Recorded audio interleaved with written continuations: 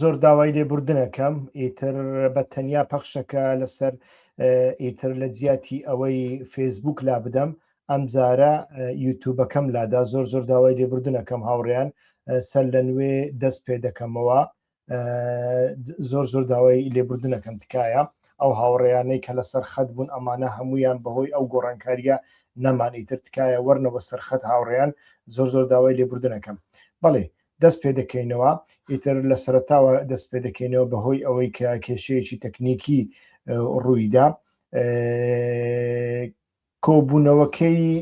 لیژنەی کاروباری دەرەوەی ئەنجومەنی نوێنەرانی ئەمریکا کە دوێنێ دەی شوبات لە واشنگتۆن بەڕێوە چوو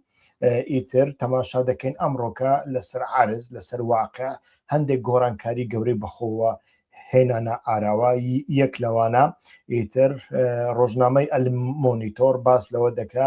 کە گەریلاکانی پەکێکە لە سووریا دەستیان بەکشانەوە کرد لە قۆناغی یەکەمیندا 100 گەریلا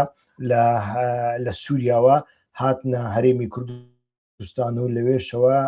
ئیتر بەڕێکەوتن بۆ ناوچە و چیاکانی قەندیل و ئەمە ئیتر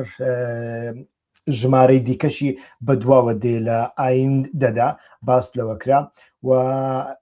ئیتر لە هەمان کاتدا تەماشا دەکەین هەر ئەمڕۆ کۆبوونەوەی نێوان ڕەزب تەیب ئەردۆغان و شاندی ئیمرالی لە کۆشکی دۆڵمە باخچەری بەڕێوە چوو لە هەمان کاتدا ئیتر لێدوانێکی نووری مالیکیمان هەیە سەبارەت بە هێزە چەکدارەکان کاڵێ سوپا و هێزە چەکدارەکان دەبێ لە دەستی دەوڵەت دابن ئەمانە هەر هەمویان هەڵدەسەنگێنێن و دووبارە داوای لێبوردن لەو هاوڕێیانە دەکەم کە لەسەر خەت بوون و بەهۆی هەڵەیەکی تەکنیکی ئەمانە لەسەر خەت نەمان دەست بەوانە دەکەین بۆ لەبەر ئەوەی باسم کرد ئەم کۆبوونەوانە لە دوای وانش ئەم ڕووداوانە ئەم هەواڵانە کە ئێستا باسم کرد لە دوای کۆبوونەوەکەی لیژنەی کاروباری دەرەوەی ئەنجومەنی نوێنەرانی ئەمریکا هاتن بەناونیشانی سووریا لە ڕێگایەکدا و باس لە تەحەدیەکانی سەرسیاسەتی ئەمریکا کرا لە دوای ئەسەد و ئەمڕۆکەش 11 شوبات تەماشا دەکەین بەشێک لە میدیەکاندا ئیتر قسەیان لەسەر ئەو بارە کرد سەرەتا ئانالیزی ئەو میدیایانە دەگوازینەوە و دوای ئەوەش ئیتر دەینە سەر ڕۆژەڤەکانی کە لە کوردستاندا ئەمڕۆکە ڕوویانداوە لە ئایندەدا ئەکرێ چی پێشبینی بکەین چی پێشبینی نەکەین تکایە هاوڕێیان هەندێک هاوڕێ بە مەبەست بێوەیانیش بێ مەبەست بێ ئیتر ئێمە بە ڕۆژەوی بچووک خەریک دەکەن تکایە هەوڵ بدەن ئەگەر پرسیارێکیشتان هەبوو با پرسیارەکانتان هەندێک گران و سەنگین بن یعنی هەتا چەند ڕۆژی دیکە ئێوە ئەڵێن برایەتی گەلانچیە بمری برایەتی گەلان و هەتا چەند ڕۆژی دیکە ئێوە ئەڵێن بژی یەکەتیا کوردان و ئەم جۆرە دروشم و قسە سواوانە یعنی معنای نەمایە بەڕاستی ئەگەر پرسیارێکتان هەیە با پرسیارەکە هەندێک معقول بێ هەندێک گرانی و سنگینیەکی سیاسی هەبێ ئەگەرنا گوێ بگرن باشترە هاوڕێیان من کراوم بۆ هەموو پرسیارێک هەموو ڕخنەیەکیش تەنانەت کاردانەوەی مێدیای نێو دەوڵەتیەکان لەسەر کۆبوونەوەکەی دوێنەی ئەنجومەنی نوێنەرانی ئەمریکا سەبارەت بە سووریا و کەمە نەتەوەکان بەگشتی ویانیش کەمە ئاینیەکان بەگشتی باز دەکەین دوای ئەوە دەینەوە سەر کوردستان شیکاریەکانی ئەمڕۆ لەسەر تەڵەی سزاکان لە کاتێکدا ئیدارەی ترامپ تا ڕادەیەکی زۆر سزاکانی یاسای قەیسەری هەڵپەساردووە بەڵام راپۆرتەکان لە ئەمریکا باس لەوە دەکەن کە ئەکرێ ئەم جۆرە دانیشتانە بەکار بهێنرێن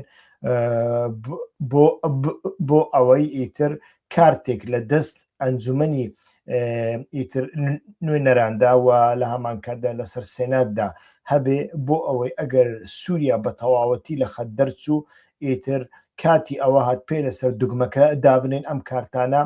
بەکار بهێنرێن ئیتر نیگەرانی دوولایەنی هەیە سەبارەت بە راپۆرتەکانی تۆڵەسەندنەوەی تائیفی و لە هەمان کاتدا دژی کۆمەڵگەی عەلەویەکان و خێرایی خاوی ئەمریکیەکان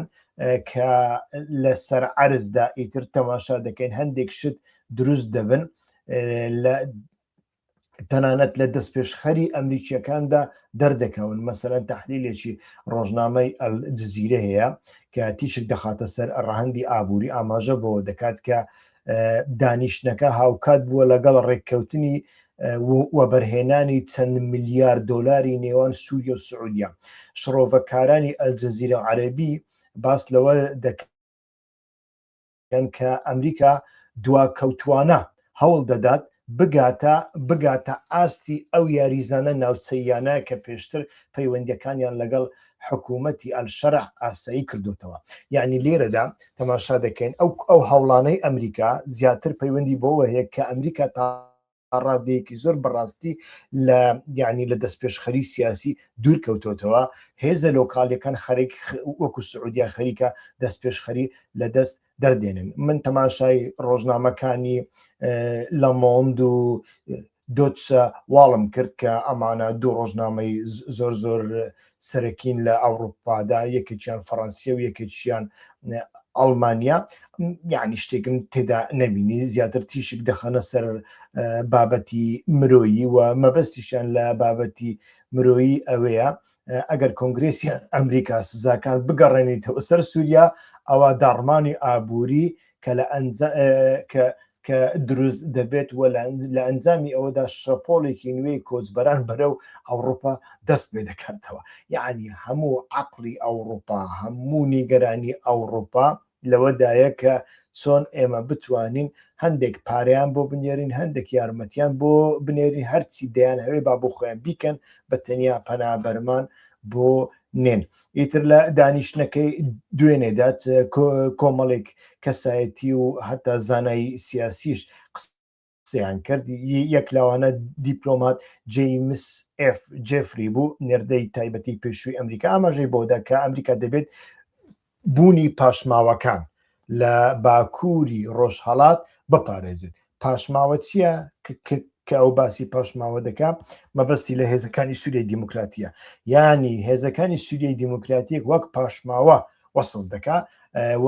لە بۆ چ دەبێ ئەمانە تا ڕادەیەک لە باکووری ڕۆژهەڵات بپارێزن لە بۆ ڕێگریکردن لە گەڕانەوەی داعش بە تەنیا ئەوەندا. بەڵام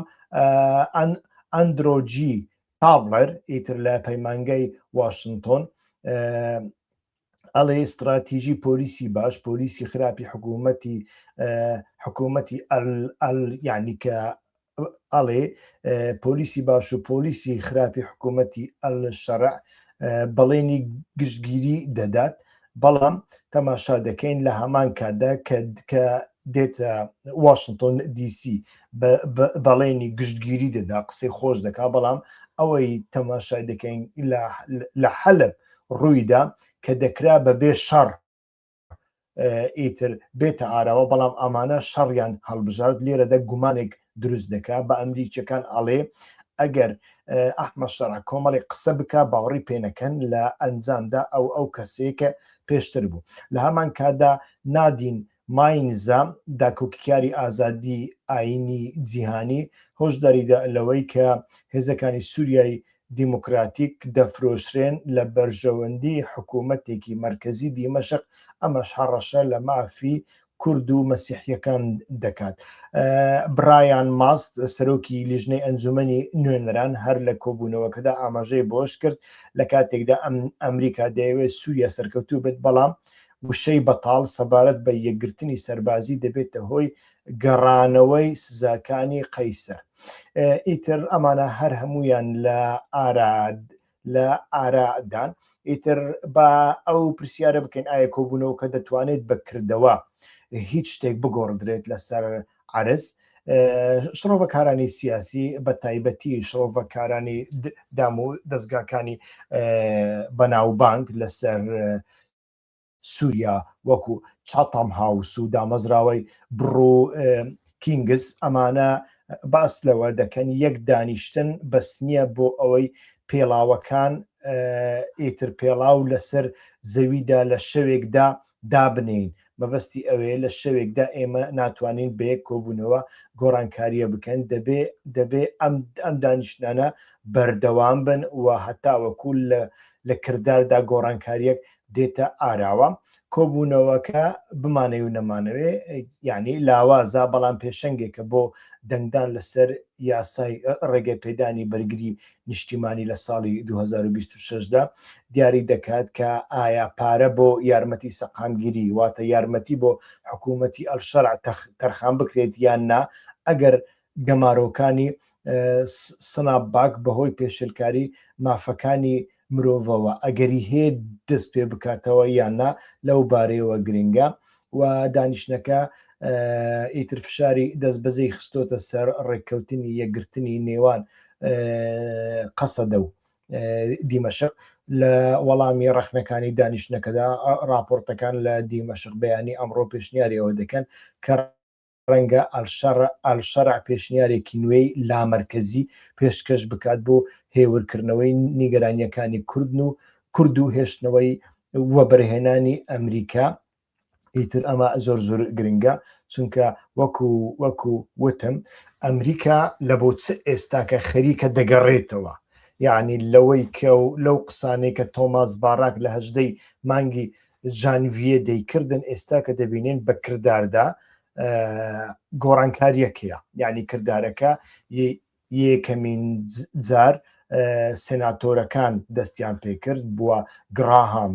یەک لەو پێشنگانە بوو، ئێستاکەش کۆنگرێس دەست پێ دەکات دوێنێ کۆبوونەوەی ئەنجامدا ئەمڕۆکەش لە چاپەمەنی ڕەنگی دایەوە. و ئەمانە هەر هەمویان بەڕاستی لێرەدا لە تەحلیلەکەی ئەلجزیرەدا دەبینین کە نیشانی ئەدا ئەمریکا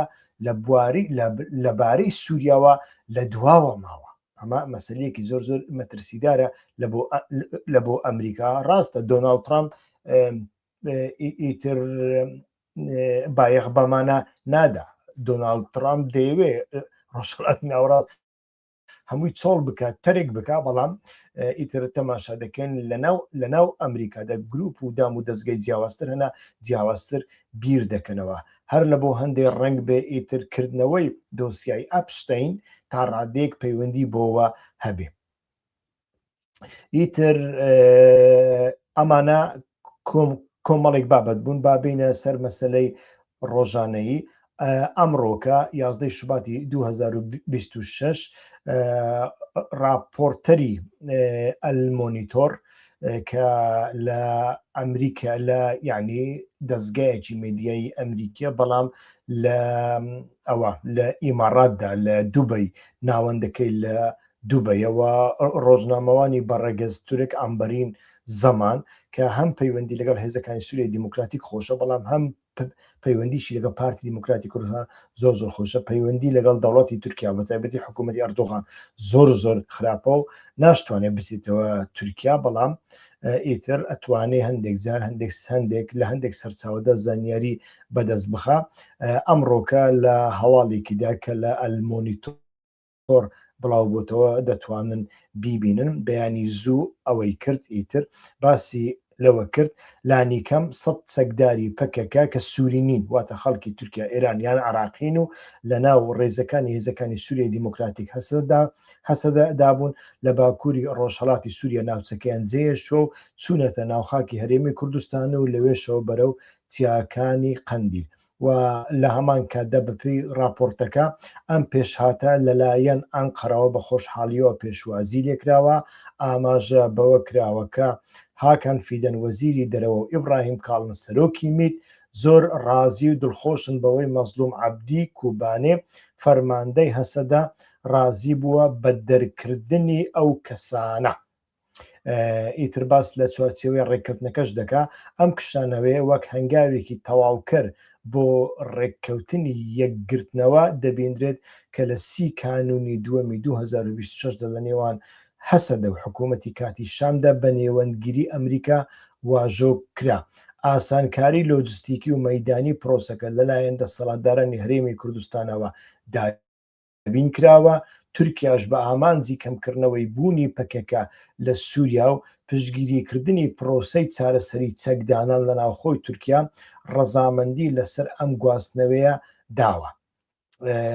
ئەو پێشهاتە وەک بەشێک لە استراتیژی ناوچەی بێتیرۆری تورکیا لێک دەدرێتەوە. بە پێی هەواڵەکە ئەم هەنگاوە ڕەنگە ببێتە هۆی نەرمبوونی هەڵوێستی تورکیا سەبارەت بە ڕێکخستنەوەی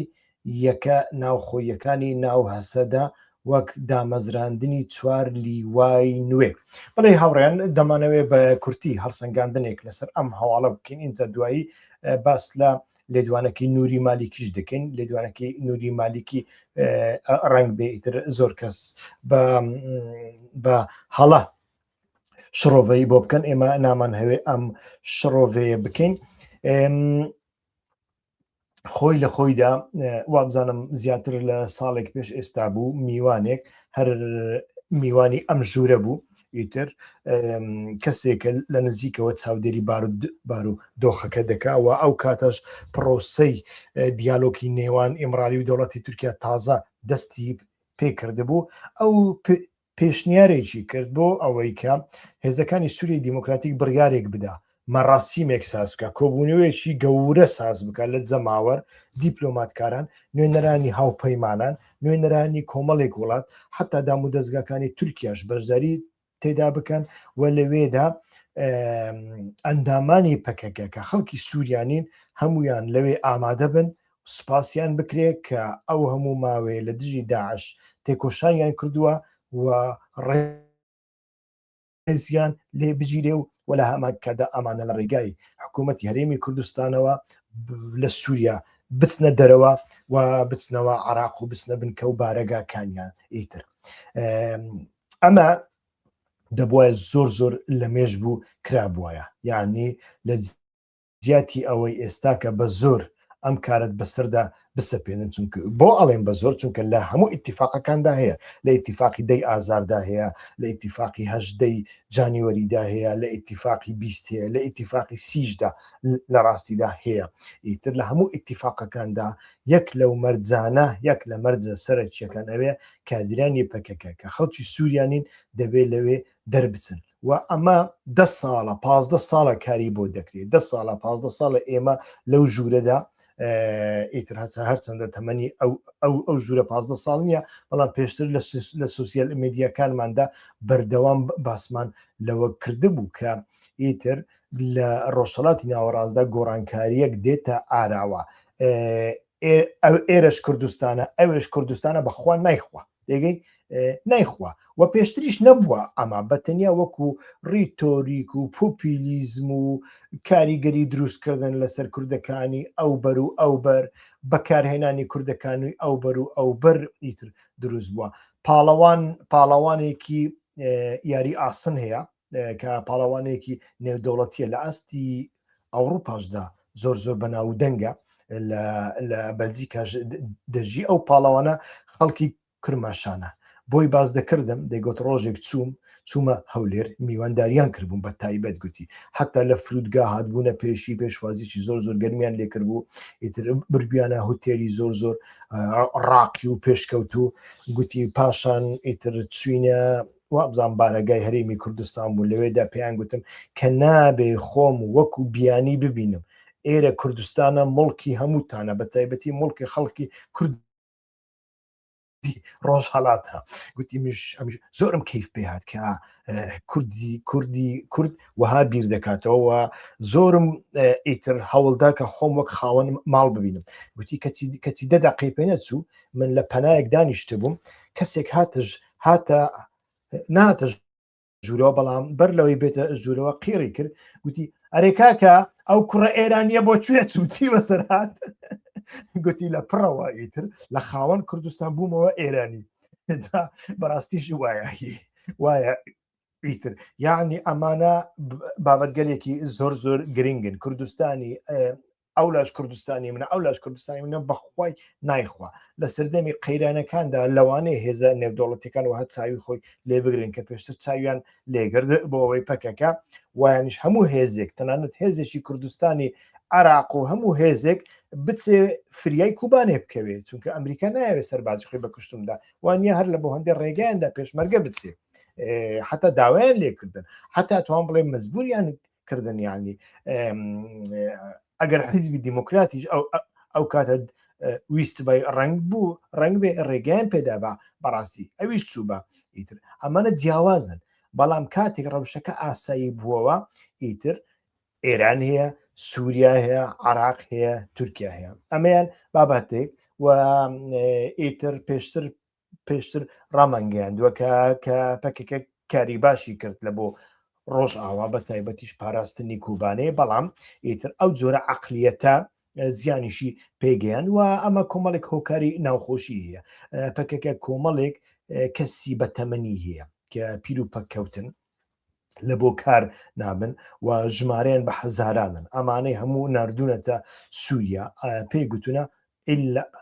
ئەمە تعلیماتە دەبێ بچن خەبات بکەن لە ژێرناوی خەبات بەڵام خەباتەکە چیە بڕۆن بیرەوەریەکانتان بنووسن ئێستا ئەڵێن ئەوەندە پەرتوک دەرچووە ئەوەندە پەرتوک دەرچووە پەرتوکی بیرەوەریەکان تێگەی هەر کەسێک بیرەوەری خۆی نووسە یەک پەرتوکیش بخوێنیەوە هەزار پەرتوکیش بخوێنیەوە وەکو یەکە چونکە هەمویان وەکو یەکن هەمویان باسی یەکشت دەکەن ئیتر ئەمە لەلایەک لە لایەکی دیکە ئیتر بمانێ و نەمانەوێ ئیتر یەپەگە کە پاشخانەکەی پەکێکەیە ئیتر ئەو پاشخانەی پەکەکە لە هەموو شوێنێک حاکمە لە ڕووی عەقلیەوە هەتاوەکو ئێستا زەمینەی ئەوەی دروست نەکردووە کە خەڵکی پارچەکانی دیکە بە خۆیان بەڕێوە بن بەردەوام مڕاقیبێکیان لەسەرداناون مڕاقیبێکی باکووری جا وەزعی کوردانی ڕۆژ ئاوا لە ناوپەکەکەدا لە چاو بەشەکانی دیکە زۆر باشترە یعنی زیاتر باوەڕیان پێ دەکەن بەڵام سەرباری ئەوەش باوەڕیەک کەمە ئیتر و ئەمە نازانم لە ئایندەدا چۆن دەبێ هەموو کادرانی پەکەکە دەکشێنەوە یان نەکشێنەوە ئەمەشیان نازانین بەڵام ئەو دوو هۆکارە هۆکاری سەرچین ئەمانە زۆر گرنگن ئیتر ئێستاکە ئیتر وەزعەکە گەیشتۆتە کۆتایی هەم هاوپەیمانیەکە هەم هەڵومەرجی نێودەوڵەتی و هەم ئەو دیالۆگێکە لە ئیمرالی هەیە ڕێگانادا چیتر هێزە یعنی کادرانی کوردستانی تورکیا کوردستانی ئێران و کوردستانی عراق لە سووریادا بمینێن ئیتر دەبێ ئەوانە کەم تا زۆر بکشێنەوە ئەگەرنا بەڕاستی کێشە دروست دەبێ و ئیتر وەکو وتم هەتا وەکو ئێستا ئاماژەکان لە هەواڵی دواییدا ئەیبینن ئاماژەکان بۆ ئەوە دەچن کە ئیتر گۆڕانکاریەکە بە شێوەی ئیستیقراری بەڕێوە بچێ نەک بەتەنیا لە سووریا لە تورکیاشەوە مەسەرەن ئەمڕۆکە 11 شوباتی 2026 سەبارەت بە تورکیا کورد پەکەکە ئۆجەلان و سەردەمی تورکایەکی دوور لە تێرۆر کۆبوونەوەیەک هاتە ئاراوە لە چوارچێوەی دیدگای تورکایەکی پاکراو لە تیرۆر ئەو تیتڵی تورکیا چونکە هەتاوەکو ئێستاش تورکیا ئەو تیتڵە بەکاردێنێ کۆبوونەوەیەکی چارەن نووسساز لە نێوان شاندی دەم پارتی لەگەڵ سەرۆک کۆمار ڕەجەب تەیب ئەردۆغان ئەنجام درا ئیتر پێشوازیکردنی ڕەجەب تەیب ئەردۆغان سەرۆک کۆماری تورکیا لە شاندی ئیمرالی کە پێک هاتبوون لە پەروین بڵدان مەدحەت سێنجار و گروپەکەیان لە کۆشکی بێشتەپە ئیتر ئەنجام درا و ئەبزانم هەڵی ئێکم کرد لە سەرەتا گوتم دۆڵمە باخچەری بەڵام لە بێشتەپەیە ئەو کۆبوونەوەی داوای لێبوردنەکەم ئیتر لە ئەنجامی سەرەتایی ئاماژە کراوە کە راپۆرتی ئەو کۆمیسیۆنەی کە ئامانجێکی تورکایەکی بێت تیرۆر بوو گەشتۆتە قۆناغی کۆتایی و گفتوگۆ لەسەر ناوەڕۆکی ڕەشنووسەکە کراوە لە ئیتر لە پەرلەمان ئەنجومەنێک پێک هێنرا و ئەنجومەنەکە لە کۆتاییدا ئیتر کۆمەڵێک گفتوگۆی کرد حتا سێ کەسیان چوونە ئیمرالی لەگەڵ ئۆجەلانی دانیشتن و جەهاپەشی لە ناودایە ئەو کۆمیسیۆنە دیارە ئامادەکاریەکی یاسایی دەکا لە بۆ ئەوەی چۆن ئەندامانی پەکەکە بگەڕێنەوە و ئەمانە لەکوێ بەجێ بکرێن، چۆن بەجێ بکرێن و چۆن گۆڕانکاریەک لە مەسەلەی قەیوم و ئەم جۆرە شتانە حتا زمانی کوردی نازانین تا چڕادێ تێیدا هەیە، چونکە هەتاوە گوستە لە ڕووی تیۆری تێیدا نییە، بەڵام قەیوم تێیدا هەیە. ئیتر ئەمانە چۆن جێبەجێ بکرێن و باس لەوە دەکرێت کە شاندەکە لە ڕۆژانی داهاتوودا بۆ گفتوگۆ لەسەر کۆتا ڕەشنووسی راپۆرتەکەی کۆمیسیۆنی پەرلەمانی تورکیا سەردانی عەبدوڵڵا ئۆجەلان لە ئیمڕالی دەکەن، پێشبینی دەکرێت ئیتر وەزیرێکی حکوومەتیش لەناو ئەو شاندەدا بێ، یعنی وەزیرێک دەچێتە ئیمڕالی، جا نازانی وەزیری دادوەریە، وەزیری ناوخۆییە، یەک لەوانە احتیمالە ببن، چونکە وەکووتم دەبێت لە کرداردا هەندێک یاسا دەربخرێن. ئیتر ئیتیفاقەکە هەتاوەکو ئێستا بەو شێوێ بووە. باس لەوە کراوە کە کارەکانی پێویست بە دەستورێکی نوێی مەدەنی و هەنگاوەکانی دیموکراسی لە چوارچەوەی ئەو سەردەمە نوێدا تاوتوێ کراون. ئیتر پێشتر لە دوانی دەوڵەت باخچەلی هەبوو کە باسی لە مافی هیوا بۆ ئۆجەلان و بەڕاعەت لە بۆ دەمیرتاش کردبوو، بەڵام گوتووی دەمیرتاش بۆ ماڵەوە. ئیتر وە باسی لە ئەحمەدەکان کردبوو کە بۆ ئەوەی بگەڕێنەوە سەرکارەکانیان دوو ئەحمەدی کوردی هەنا، ئەحمەدێکی دەمپارتی ئەحمەد تورکە و ئەحمەدێکی دیکە هەیە ئەحمەد ئۆزر کە لەسەر لیستی جەهەپە، بەڵام ئەویش کوردە خەڵکی وانە. ئیتر سەرۆکی شارەوانی گەڕەکێکی گەورەی ئیستانبۆڵ بوو کە گەڕەکەکەش بەشێکی زۆریان کورد نشین بە ناوی ئێسەنیورت، ئیتر سەرۆکی ئەوێ بوو، بەڵام ئەویش دەستگیری کرا و دوایی ئازاد کرا، بەڵام هەتاوە کوردستان نەگەڕاوەتەوە سەر شوێنی خۆی. دەوڵەت باخچەلی ئیتر گوتبووی ئۆجەلان ئومێدە، ئەحمەد لەرمەقامە و دەمیرتاش یووایە. یووا یعنی ماڵ، هێلانە، مەقام یعنی پۆست، ئومودیش یعنی هیوە. ئیتر بەو شێوە بابەتەکانی ڕێز کردبوون و هەتاوەکو ئێستاش لە نێوان دەوڵەت باخچەلی و ئیتر موساوات دەروێش ئۆغڵو کە ئەویش سەرۆکی ئی پارتیە، ئیتر باش بوو ئی پارتی بوو، یعنی باش پارتی باش بوو، سەرۆکی پارتی خراپ نەبوو. ئیتر ئەویش بەردەوام هێرش دەکاتە سەر باخچەلی کە ئەڵێ بۆتە هاوڕێی ئۆجەلان. ئیتر ئەو گفتوگویانە مانایەکی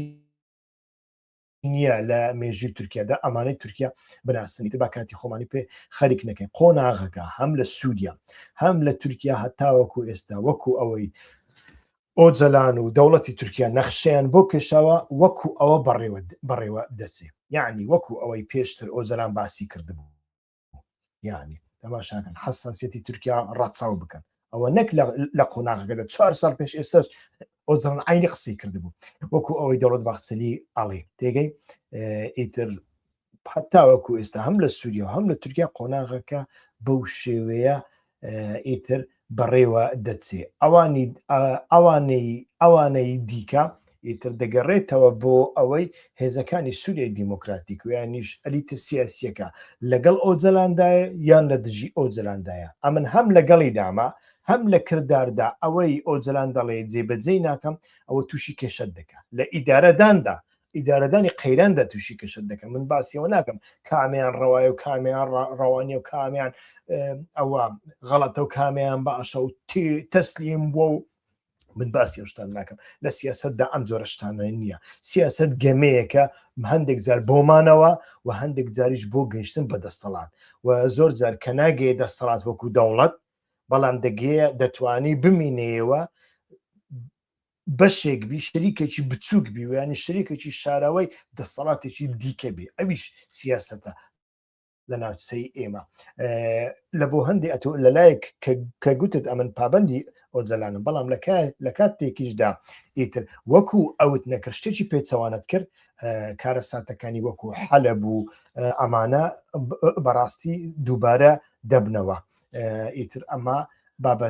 بابەتێکە وابزانم دەبێ هەرکەس لێ تێبگە. هاوڕێیان لەسەر لێدوانەکەی نووری مالیکی چەند قسێک دەکەین. نووری مالیکی ئیتر سەرۆکی هاوپەیمانی یاسا و دیارترین بربژێر بۆ پۆستی سەرۆک وەزیران ئیتر لە 11 و ئەگەر هەڵە ئەمڕۆیە یان دوێنێ بوو ئیتر داوای کۆکردنەوەی چەک لە دەستی دەوڵەت و هەبوونی تەنیا یەک سوپای کرد شەپۆڵێکی بەرفراوان شڕۆڤە و نرخاندن لەسەر ئەو بابەتە هەتاوەکو ئێستا کراون. یەک لەوانە مەسەلەن هەندێک کەس کوردە ناسیۆنالیستەکان ئەمە بەوە لێک دەدەنەوە کە مالیکیش وەکو ئەردۆغان وەکو ئەحمەد شەرعی وەکو تۆماس باراک دەیەوێ کیانی کوردی تەسفیە بکە و چچیان لە دەست دەربێنی و ئەم جۆرە شتانە ئیتر ئەمەیان بابەتێکی دیکە ئیتر بمانەوێ و نەمانەوێ ئەمانە چێ دەگرێتەوە هەتاوەکو ئێستا دیار نییە چونکە بەڕوونی ناڵێ بە تەنیاڵێ پێویستە چەک لە دەستی دەوڵەت و یەک سوپا کۆ بکرێتەوە ڕاستیش دەکەم یعنی لە ڕۆژهەڵاتی ناوەڕاستدا ئیتر لە نۆڵەتەکاندا هەتاوەکو ئێستا لە هەر شوێنێکدا ئیتر ئەمە کرابێ ملیس و ملیسکاری کرابێ چەک بەدەست ئەو بێ و چەک بەدەست ئەو بێ لەوێدا پێشکەوتنێک نەبینراوە لەوێدا گەندەڵی هەبووە لەوێدا بربەزبوون هەبووە لەوێدا دەوڵەت نەیتوانیوە کارەکانی خۆی وەکو خۆی جێبەجێ بکە یعنی دوور لەو عاتیفێکە کە ئێمە وەکو کوردێک وەکو بەرژەوەندێکی سیاسی تەسکی کوردی بیر بکەینەوە بەڵام ڕاستیەکەی بەو شێوەیە ئیتر لە بۆ هەندێ ئەو قسەی مالیکی لە ڕووی زانستیەوە ئەڵێم 100% ڕاستە بەڵام لێرەدا مالیکی دەیەوێ چی بکە ئیتر دەبێت لە چوارچەوەی کاتی و سیاسی لە لێدوانەکە تەماشاکەی ئەو لێدوانە لە لووتکەی قەیرانی پێکهێنانی حکوومەت دوای هەڵبژاردننی تشرینی 2025دا هات و لە کاتێکدا هات کە ڤیتۆی ئەمریکی هەیە هۆشداریەکانی دۆناڵد ترامپ سەرۆکی ئەمریکا کە واشنگتن هاوکاریەکانی بۆ عێراق ڕادەگرێت ئەگەر مالیکی بگەڕێتەوە سەردەسەڵات لەو کاتەوە هاتووە لە هەمان کاتدا قەیرانی ئیتر قەیرانی ملیشیاکان هەیە قەیرانی فەسیلەکان هەیە فەسیلە چەکدارەکان هەیە زیادبوونی فشارەکان بۆ داماڵینی چەکی گروپە چەکداریەکان و تێکەڵکردنیان یان کۆتایی پێهێنان بە ڕۆلی هاوتەریبی لەگەڵ دەوڵەتدا لە مێژە هەیە بەڵام مەسەلەی چەککردنی پێشمەرگە و شتیوە ئەمە شتێک نییە لە دەست نووری مالیکی دابێت نووری مالیکی ئەگەر ئەرکێکی بکەوێتە سەرشان بە تەنیا کۆکردنەوەی چەکەکانی حەشدی شعبی و فەسیلەکانی دیکێجا سونی دەبن یان شیعی دەبن مەسەلەی پێشمەرگە لە دەستی ئەمریکا لە دەستی ناتۆدایە وە پێم وایە هەتاوەکو مەسەلەی ئێرانیش یەکلای نەکرێتەوە جارێ ئێمە شتێک لەسەر پێشمەرگەدا نابینین ئەوەی لەسەر پێشمەرگەدا دەبینین هەتا مانگی هەشت نۆ ئەگەر پێشمەرگە یەک نەگرێتەوە بە کردداری نەچێتە یەک وەزارەت تعلیماتی خۆیان لە کەک فلان و کەک فلانی وەربگرن جەماعەتی وەکو حەمەی حاجی مەحموود و نازام چی هەبن بە تراکتۆر و مراکتۆران ئیتر مانیفێستۆ بکەن ئەمانە ئیتر وا دەکە کە ئەمریکا سزاکانی لەسەر هەرێمی کوردستان زۆر تون دەکە ئەو کاتە ڕنگ بێ شتێک بوێ بەڵام ئەگەر بێت و پێشمەرگە یەک بن ئەمە شتێک ڕوونادا پێم وایە ئیتر بەگشتی ئیتر دەبێ ئیتر بزانین کە ئەمە ڕەهەندێکی تەکتیکی زیاتر لە پشتە یعنی مالیکی پەیامی دڵنیایی بۆ ڕۆژئاوا بە تایبەتی بۆ واشنگتۆن دەدات ئیتر لە ئەمە لە زۆر شوێنی دیکەشدا هەڵسەنگاندنێکی بەو شێوەیە کراوە ینی مالیکی نیشان دەدات کە توانای کۆنتترۆلکردنی گروپە چەکدارەکانی هەیە و ڕاستیش دەکا ئەمریکاش پێشتر جاری یەکەم مالیکی لەسەر ئەو بنەمایە هێناوەتە سەر دەسەڵات ینی مالیکی ئەوە نییە کە ئێران هێناویتە سەر دەسەڵات مالیکی ئەمریکا هێناویتە سەر دەسەڵات ناڵێن پەیوەندی لەگەڵ ئێرانیە بەڵام ئەمریکا یەکەمین جار مالیکی هێنایە سەر دەسەڵات وە یەکەمین جار مالیکی لەگەڵ گروپە شیعیەکانی نزیکی ئێران شەڕێک کردووە ئەمە دەبێ بزانین و ئیتر لە هەمان کاتدا مالیکی ئەو پۆتانسیەلەی هەیە کە دەسەڵاتێکی تون بەکاربێنی یعنی دەسەڵاتێکی تاکە کەسی یعنی داواکەی مالیکی بۆ یەک سوپا ئامانجی ڕێخستنەوەی دامەزراوە ئەمنیەکان بە حەشدی شعبیشەوە بۆ ئەوەی ڕاستەخۆ لە ژێر فەرمانی ئەو دابن لە ئەگەری وەرگرتنی پۆستی سەرۆکوەزیراندا ئەمەش دەسەڵاتێکی ناوەندی پێدەبەخشێت کە سەردەمی پێشووی دەسەڵاتی وەبیر دەهێنێتەوە ئیتر لێدوانەکە وەک سەرەتایەک بۆ پسڕاندنی پەیوەندی دەوڵەتی یاسا لەگەڵ هەندێک گروپی وەلایی دەبینرێت کە ڕەنگە ببنە بارگرانی سیاسی بۆ ئەوەی لە هەوڵەکانیاندا بۆ بەدەستهێنان و دانپێدانانی دەوڵەتی و ناوچەی بەکاری بێنن لە هەمان کاتدا ئیتر دەبێ بە کورتی ئەوە بڵین کە مالێکی لە کۆتاییدا ئەوە بڵین لێدوانێکی مالێکی لە ڕووی مێدیایی سیاسیەوە وەک پێشنیارێکی سیاسی دەبێنرێت کە ئاراستەی ناوخۆ و دەرەوە کراوە بۆ تێپەڕاندنی بربەستی ڕەتکردنەوەی نێودەوڵەتی بۆ کاندیدکردنی بەڵام لە هەمان کاتدا ئەوە مالێکی خستۆتە ناو کێڵگەیەکی مینیشەوە ئەلغامیشەوە لەگەڵ هاوپەیمانە چەکدارەکانی کە ڕەنگە ئەمانیش ئەوە قبول نەکەن. بەڵێ هاوڕێیان بەو شێوەیە ئیتر دەینە کۆتایی بەرنامەی ئەو شەومان زۆر زۆر سوپاستان دەکەم کە تاوەکو ئێستا لەگەڵماندا بوون ئیتر